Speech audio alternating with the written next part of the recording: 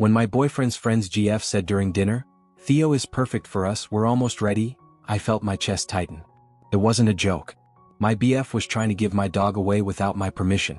My name is Emily, I'm 23, and for the last 4 years my constant, unwavering companion has been my dog Theo.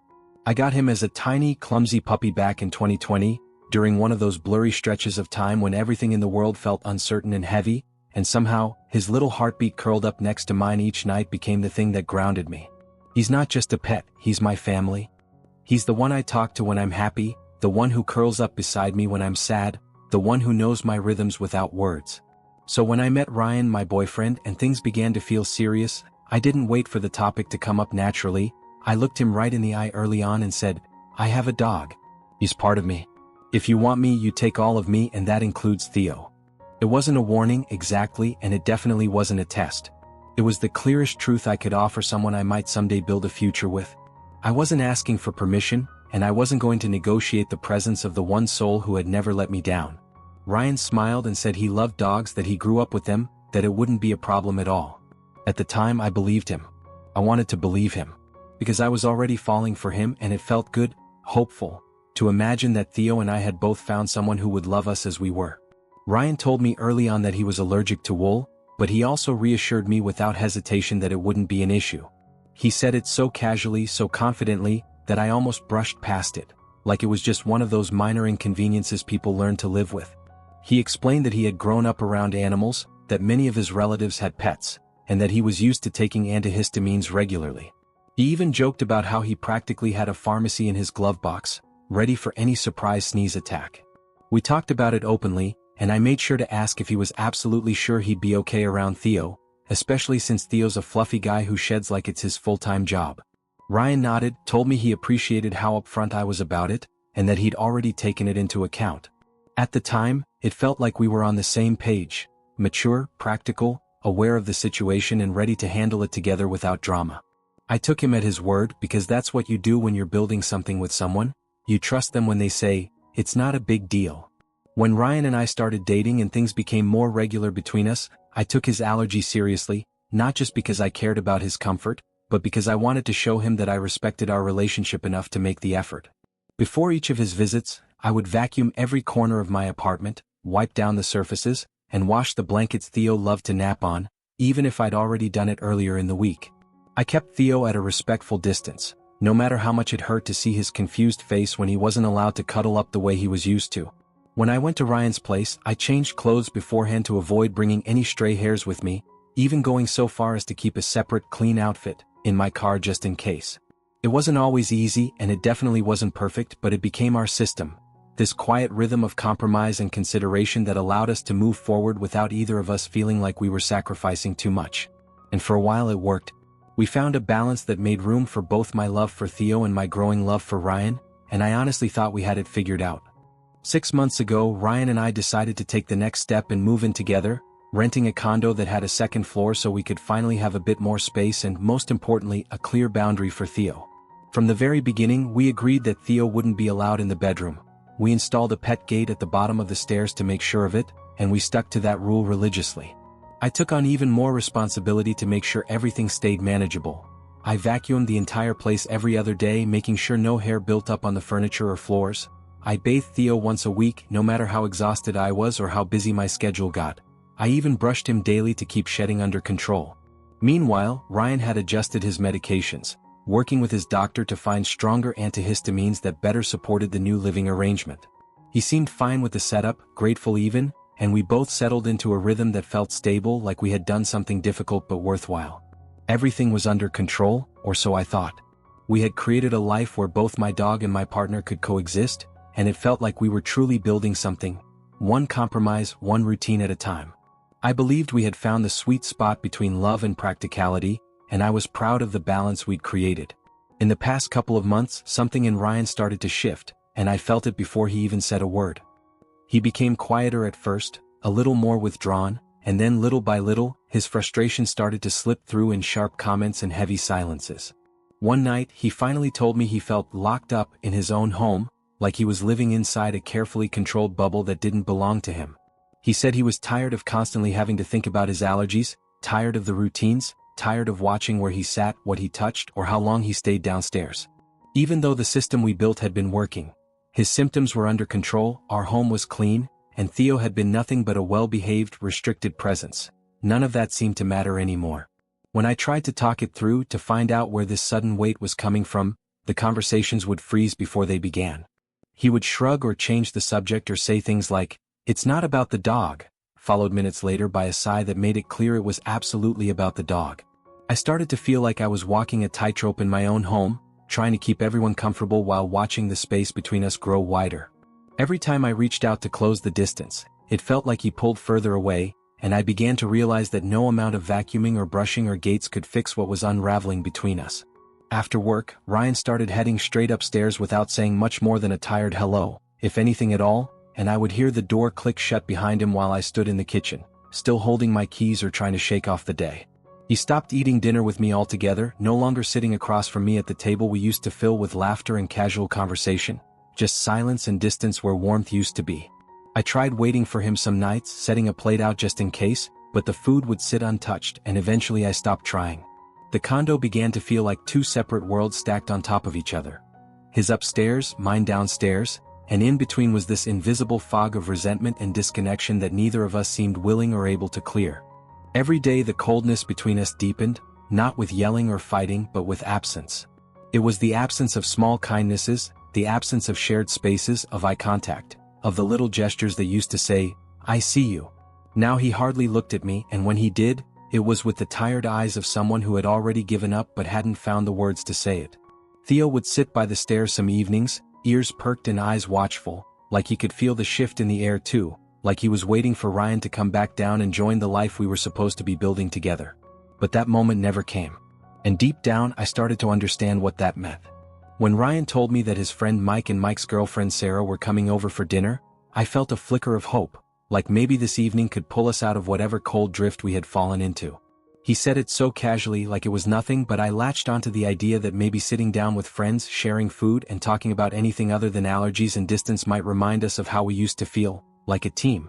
I spent the entire afternoon cleaning the house top to bottom, making sure every surface was spotless, vacuuming twice, scrubbing the kitchen, even lighting the candles he used to love because they made the place smell like vanilla and cedar.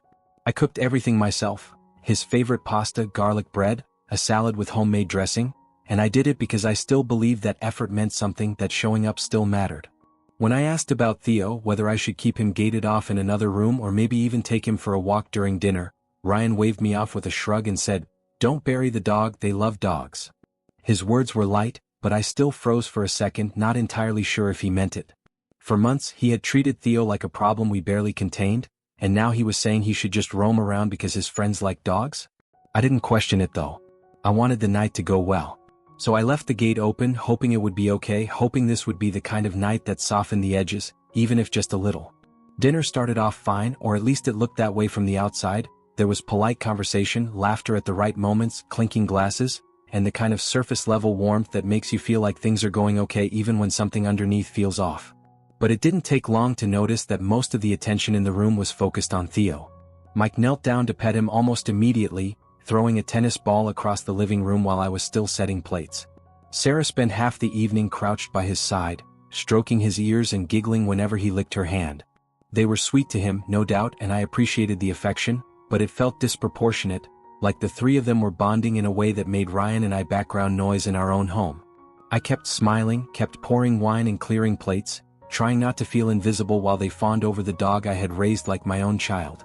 But it wasn't until after dessert, when we were all lingering in that warm haze of full stomachs and slowing conversation, that Sarah said something that stopped me cold. She looked over at Theo, her hand resting lightly on his back, and with the most casual tone imaginable she said, "We're moving soon, Theo fits perfectly into our lives." I didn't say anything right away because I couldn't. My mind blanked, my breath caught, and all I could do was stare at her, searching for the joke that never came. Ryan didn't even flinch. He just looked down at his plate as if the words hadn't shattered something between us in a single sentence. In that moment the air changed. Something innocent became loaded, and I realized I wasn't just dealing with distance anymore. I was standing at the edge of something I hadn't seen coming. After they left, I stood in the kitchen alone, stacking plates with shaking hands, the silence in the room almost louder than their laughter had been. I couldn't get Sarah's words out of my head. Theo fits perfectly into our lives, and I knew deep in my gut that it hadn't just been an offhand comment. It had been planted. Intentional. So I turned to Ryan, who had barely looked at me all evening, and asked the question I already knew the answer to. What did she mean by that? And for once he didn't deflect or try to soften it. He just looked at me with this flat, resigned expression and said, I invited them over because I thought we could hand Theo over to them. Peacefully. Without drama. I stared at him, waiting for more, some hint that this was a misunderstanding, that I had heard wrong, but the silence that followed made it clear. He had planned this. He had brought people into our home with the quiet intention of giving away my dog, my family, without telling me, without asking, without even warning me. He said he thought it would be easier this way, that Mike and Sarah loved animals, that Theo would be happy, that we could move forward without all the tension his allergies had created. Every word hit harder than the last, not because of what he said but because of what he didn't, that it wasn't his choice to make, that I should have been part of that conversation, that Theo wasn't just a dog you give away like an old piece of furniture. But he didn't say any of that. He just stood there, looking at me like this was reasonable, like he had somehow done me a favor by trying to make it painless. And all I could feel in that moment was betrayal, pure, bone-deep betrayal. Not just for trying to take Theo from me, but for believing I wouldn't notice until it was too late. The moment the truth settled in, something inside me cracked wide open, and I didn't hold back. I screamed at him, my voice shaking but sharp and unmistakable. Theo was here before you. And he will stay. You betrayed me and the dog, and I can't live with you. The words came out fast, loud, raw from somewhere deep in my chest, because they had been building for months, buried under compromise, under silence, under the endless effort of trying to make things work for someone who had already made up his mind to leave parts of me behind. He didn't try to stop me. He didn't say a word. And I didn't wait for one. I went downstairs, my heart still racing, and found Mike and Sarah lingering awkwardly in the living room, acting like this was just another night, as if they hadn't been handpicked to carry out the quiet removal of a dog that wasn't theirs. I didn't yell at them, I didn't have to. I simply looked at them and said, you need to leave. Now. There was no room for confusion in my voice, no trace of politeness. They left without a fight, the front door clicking shut behind them with the finality of a chapter closing. Then I packed. Theo followed me from room to room, sensing the urgency, his tail low but his presence grounding me in the middle of all the chaos. I didn't take much, just what we needed, just what mattered. Clothes, documents, Theo's food, his leash, the toy he sleeps with at night. Within 20 minutes we were in the car. I didn't cry on the drive to my parents' house. I didn't look back at the condo. I just kept my eyes on the road, one hand on the wheel, the other resting on Theo's head, and I felt something I hadn't in months, clarity. He and I had been through a lot, but this was the last time I'd let anyone try to separate us. In the days that followed, I couldn't even bring myself to look at my phone.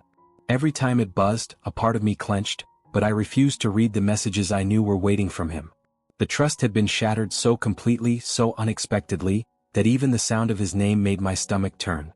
It wasn't just that he had tried to give away Theo, it was that he had done it behind my back, with strangers in the home we shared, believing I wouldn't notice until it was too late. That kind of betrayal didn't come with explanations or second chances. It just sat in the space between us, heavy and unmoving, like a door that had slammed shut for good. After a few days, once the numbness started to give way to something steadier, resolve, maybe, I drove back to the condo while I knew he would be at work. I didn't want to see him, didn't want to hear whatever version of regret he was rehearsing in his head. I just wanted to take the rest of my things, to gather what belonged to me, and leave without a trace of who we used to be. I walked through the quiet rooms, now strangely hollow, and packed everything with a calm that surprised me. There were no tears, no lingering touches on furniture or photos, no last look over my shoulder. Just bags, boxes, and a final sense of closure that settled in my bones like a quiet truth. Before I left, I placed the spare key on the kitchen counter, a simple symbol that this chapter was over. And just like that, we were done, officially, cleanly, and completely. I closed the door behind me, walked down the stairs where Theo had never been allowed, and stepped into the sunlight with my head high and my dog by my side. A few weeks later, I met up with Mike and Sarah. It wasn't something I had planned or even expected, but they reached out, genuinely, and said they wanted to talk. Part of me was hesitant, still holding on to the sting of that night and the strange, almost surreal moment when Sarah had spoken about Theo like he was already theirs. But curiosity, and maybe a small flicker of hope that not everyone involved had acted in bad faith, led me to say yes. We met at a quiet cafe, and as soon as we sat down, they both looked at me with a mixture of apology and disbelief. That's when they told me that Ryan had said I had already made the decision to give Theo away. He told them that we had agreed, that I just didn't have the heart to be there when it happened, and that this was the best way for everyone. They were shocked when I asked them to leave that night, because from everything Ryan had told them, I had given my blessing. When I explained what really happened, their expressions shifted from surprise to something heavier, guilt, sadness, and a deep understanding that they had unknowingly stepped into something they never should have been part of. But there was no tension between us, not anymore. They apologized, sincerely, without defensiveness, and I accepted. We talked for hours that day, not just about the misunderstanding but about life, the strange turns relationships take, and how easily truth can be twisted when you're only hearing one side. Now, somehow through that mess, a genuine friendship has grown. I'm grateful for that, for the clarity, for the unexpected honesty, and for the reminder that even in situations soaked with betrayal, some people come out on the other side with kindness and grace. And I'm glad it was them. Because if there had to be something good salvaged from that whole painful chapter, I'm at peace knowing it was at least this. The truth came out, and from it, something honest remained. Theo now gets all the love he deserves, without conditions, without restrictions, and without having to earn his right to stay by my side. He's no longer the source of conflict or compromise. He's just my dog, my family, and the quiet, steady presence that has never once betrayed me. After everything we went through, I've made a promise to both of us. Never again will I put us in a situation where someone else gets to decide what we mean to each other. No more tiptoeing around someone's comfort at the cost of our peace. No more sacrificing pieces of myself to keep someone else satisfied. And yes, now dog allergies are an immediate no. I don't care how polite the warning is, how many antihistamines they claim to take, or how much they say they love dogs. I've lived that reality. I've watched how small sacrifices snowball into resentment, how someone who says it's no big deal slowly lets it consume everything. I learned that lesson the hard way, and I won't repeat it. Theo and I are a package deal, and anyone who truly wants to be in our lives will never ask me to choose. So now we live simply, honestly, and unapologetically. Just me and my dog, happy, whole, and finally free.